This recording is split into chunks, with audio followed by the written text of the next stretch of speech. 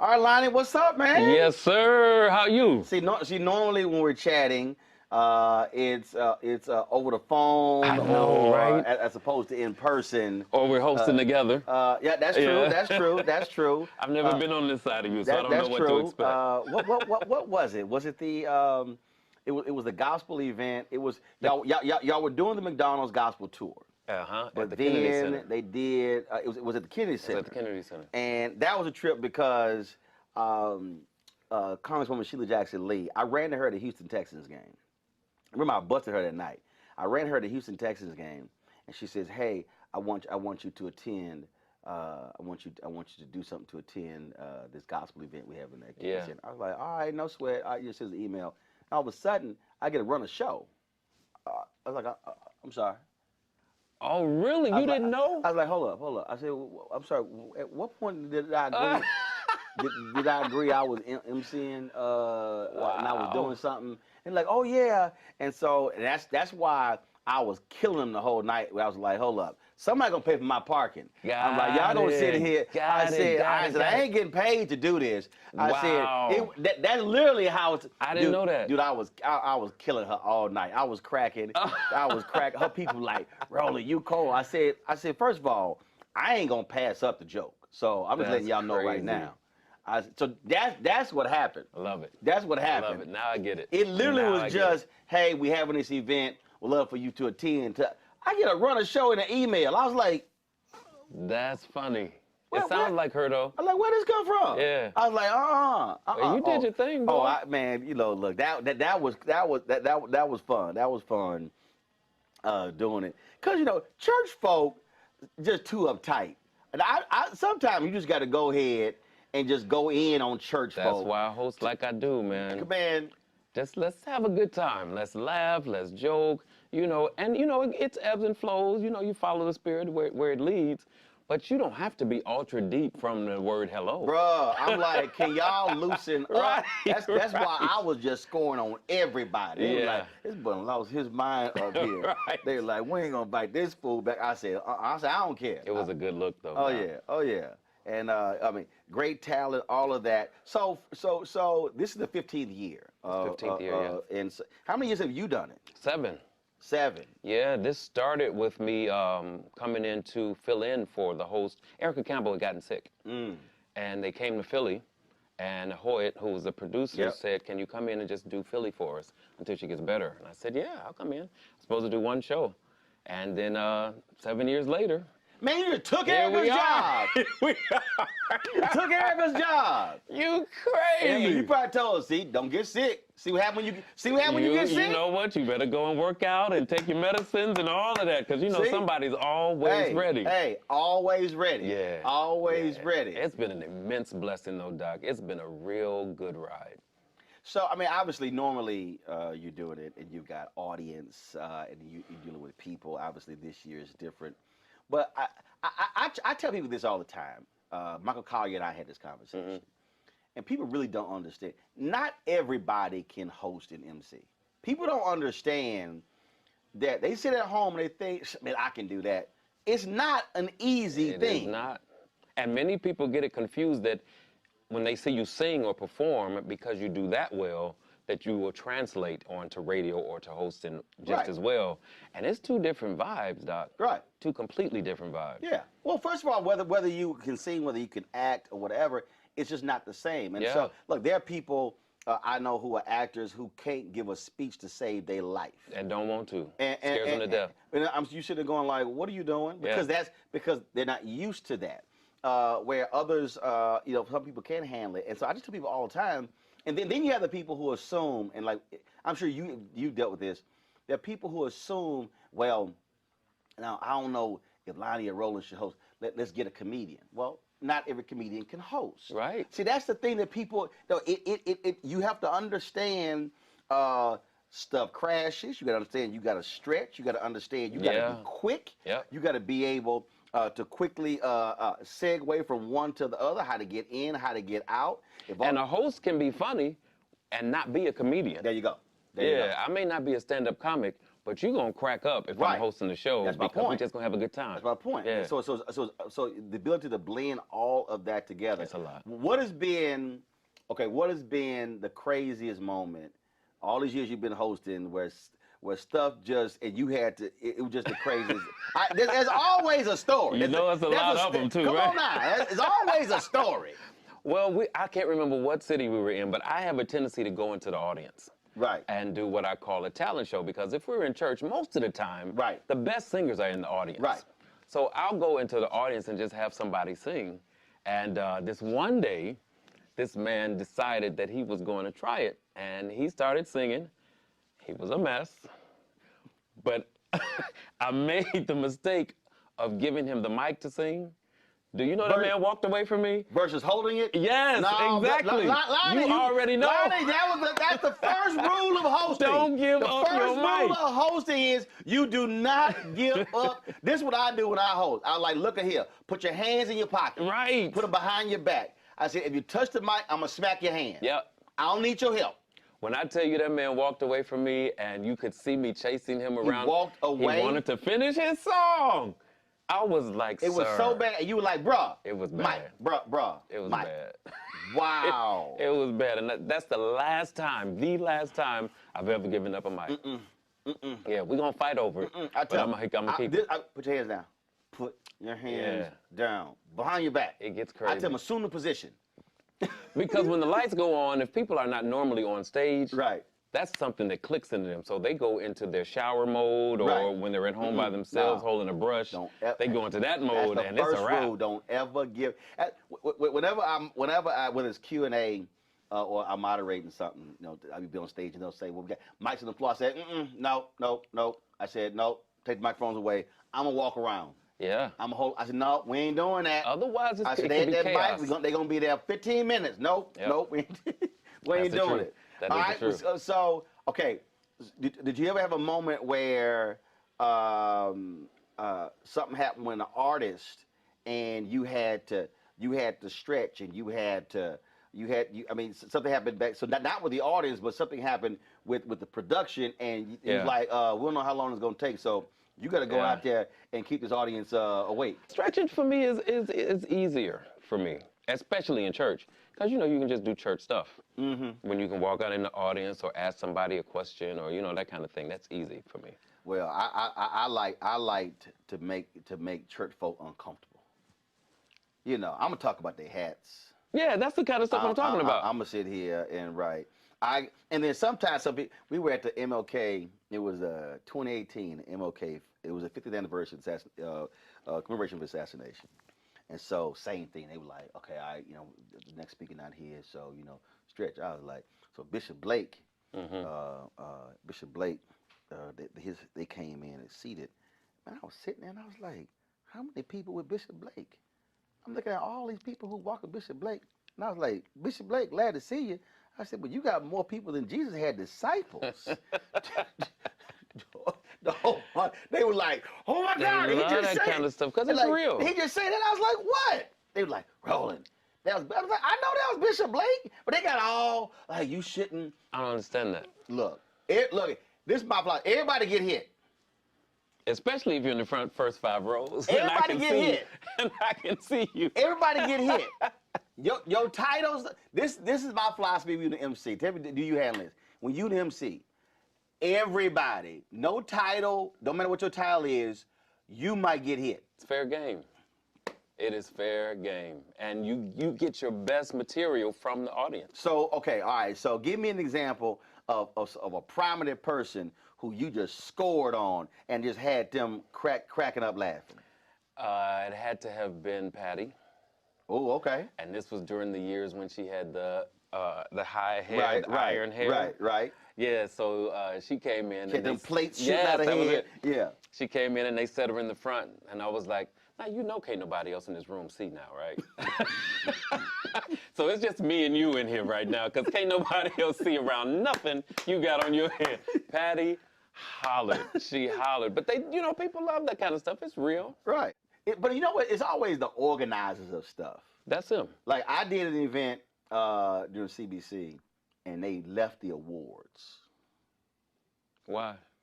I don't know, the awards didn't arrive in time. Oh, they left the actual The statues, actual you mean? Oh, okay, awards. gotcha. Fair game to me. I was like, because Mike explained to me how we got an awards program. Well, We ain't no. got no awards. I was like, really? And then wait a minute. It was the Detroit event. I said, so we got all these automaker companies. Could nobody drive the awards from Detroit? Dog, I am killing them. Killing them. I'm talking about, but killing them. The audience is just ruined. Yeah. We had a break, go back in the break. The guy, the organizer, he's like, well, okay, could we not mention the fact that, that we forgot the awards? I was like, And went right out there and did it. went right back out and said, let me tell y'all what they just told me in the back. I can't get away with that. I cannot. You have a different level. Wait a minute. They had these blinged out lanyards. They were real flashy. I was like, hey, bring me 5 of them lanyards. These are gonna be the awards for the night. I said, I'm gonna put it on each one to honor it, bruh. Look, but see, that's a radio thing. You go with the bit. It is, yeah, absolutely. And see, most people don't understand Absolutely. that. But in radio, when something happens, you got a co-host, whatever, you're like, yo, you gotta go with the bit. Like you can't get, no, Lonnie, I didn't do that. Fool, go with the bit. The whole point is the bit is for the audience. And especially when it's live radio, you can't clean it up. It's out there. The best thing to do, because your audience knows when you're trying to clean something else up, or when something needs to be cleaned up.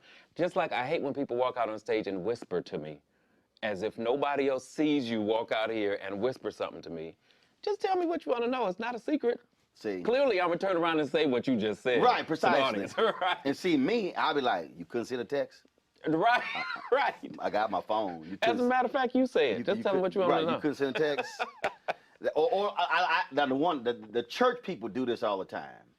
They pass more notes, and I'm like, if y'all pass me one more note, I'm like, somebody should have taken care of this early in the script. Right. Stop passing these notes up here. I'm just gonna start just making up stuff that's on the notes. I did that one time. I just started making up like, y'all, they just passed me another note. I just started making up stuff. So you just started lying. Yeah, I thought.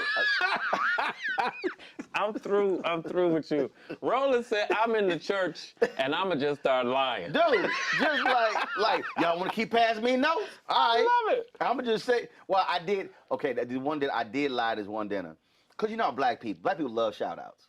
Yeah. Black people love shout outs. I know they do. Lonnie, when you go shout my mama out. Absolutely. Shouting your mama out? Why am I? Right. Like really? So man. So we're doing this dinner. Dude sent me a text. He said, man, let you know I'm here. And again, for me, it's a bit. Everything is a bit. So I just said, I was like, you know what, black people. I said, everybody want to shout out. I said, I have my phone like, so-and-so just sent me a text. They here. Oh, you read that in the mic? Yes. So then there were other people who were in the audience who were here. I was like, well, so-and-so, we this doing company. I said, they here too. And the room was just cracking up laughing. Now they sitting over there like, I did not send him a text. I did not send him a text. And so I just started adding people. Like, yeah, table 38, so-and-so, so-and-so. Dude, I just started, and I just started hitting 8, 10 people. I was like, yeah, they want to shout out too. I said, I said, how y'all table doing? Oh, dude, again. Everything they do though is fair game. Hey, though. everything fair game. Really is fair game. We gonna swing on you. Yeah. And because the whole point is, and this is how I look at it, and tell me if you operate the same way. You sat in the audience many times and were bored out of your mind. Yeah. So my philosophy is, I want somebody like me hosting. Yeah. Yeah. So when I walk away, like, man, we were there 3 hours, but I had a good time. Had a good time. That's the whole point. Yes.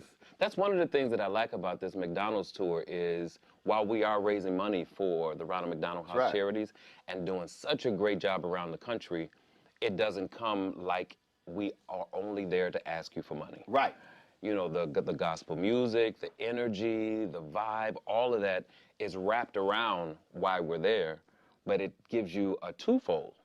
You can donate and you can leave there better than the way you came. Got it. And you cannot beat a situation like that for free, Right. Roland. Right. Can't beat free. I mean, we're bringing everybody who is top-notch everything in the gospel music industry, and so it's not like this is just B, C, D roll artists. You're getting the best of the best for absolutely nothing. See, now I'm gonna get you in trouble here. So, okay, we're about to play a little game here. So you have the quit best. already. You got you got the best of the best all here. Okay. All the people here. All right. But you got to pick one. Okay, here's what happens. Okay, we ain't got much time. Things change. You got all these singers, and Lonnie is responsible. Only one person can entertain the audience. Who are you picking? And you only got one. Across the whole gamut of artists? No, this year's lineup. This show. This year's lineup. You can only pick Lonnie. They say, Lonnie, look, you got to pick Lonnie. We only got time for one artist. You got to, and all the artists are standing there in front of you. I'm not doing this. No, Lonnie, you got to pick one. Lonnie, you got to pick one. You got to pick one. Think that I'm about to do that? You got to pick. Look. I'm gonna do it. I'm gonna sing myself. I'll just sing myself. No, that's not part of the rules. How you making up rules? Because you're not one. Because you're not one to entertain us. I am you the one host. of the entertainers. No, you're not. No, you're not. I sing and host. Nope. You the host. You the host. Nope. I perform. How long was your set? 10 minutes. Nope. That's your MCing set. Nope. You ain't want to sing it. You got to pick. We got James Fortune, Yolanda, for Pete's we sake. got Donald Lawrence, we got the Walls, we got Summers. Did I miss anybody? That's who I would pick. Who? Summers. Why? Because she is new to the game. She has a bigger passion for what's happening right now because of her win from Sunday Best. Right. And the rest of them don't have anything to prove.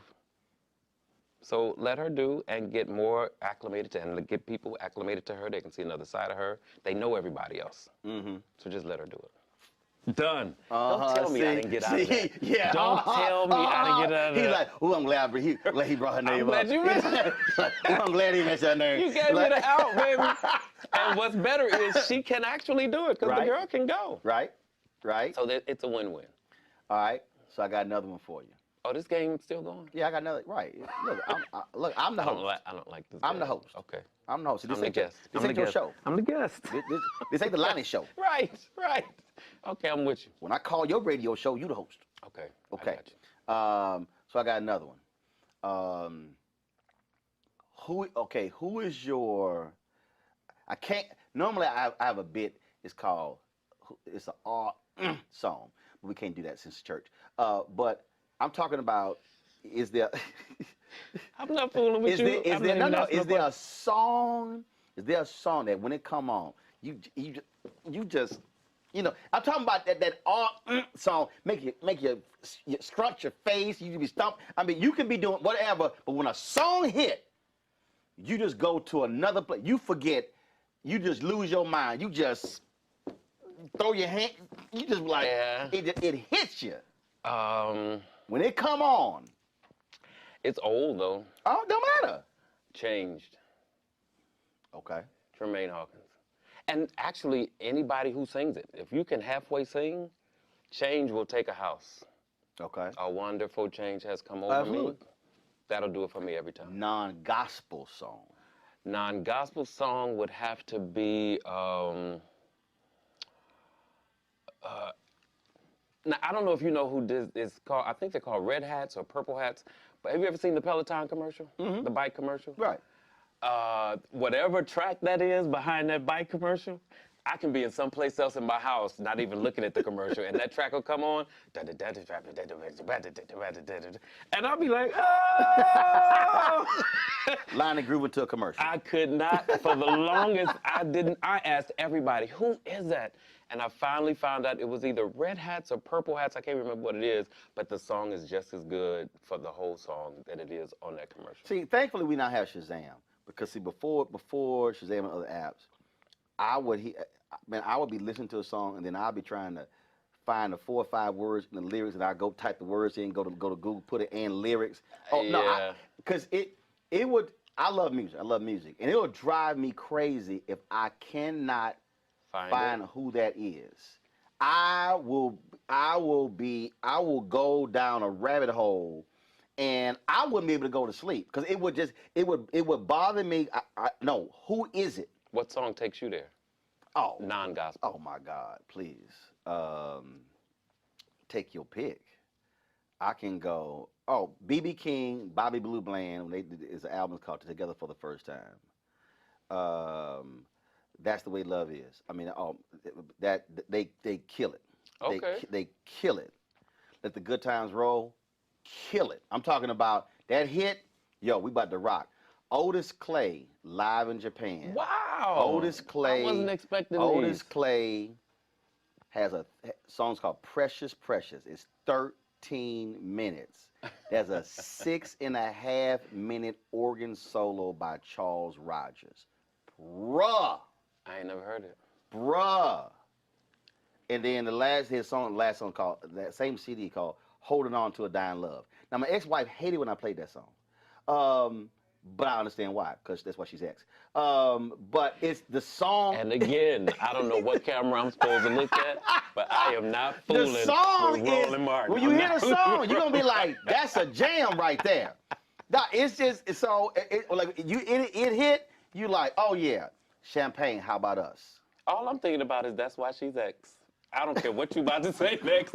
All I can remember is That's Why She's Ex. This dude But the song is called crazy. Holding On to a Dying Love.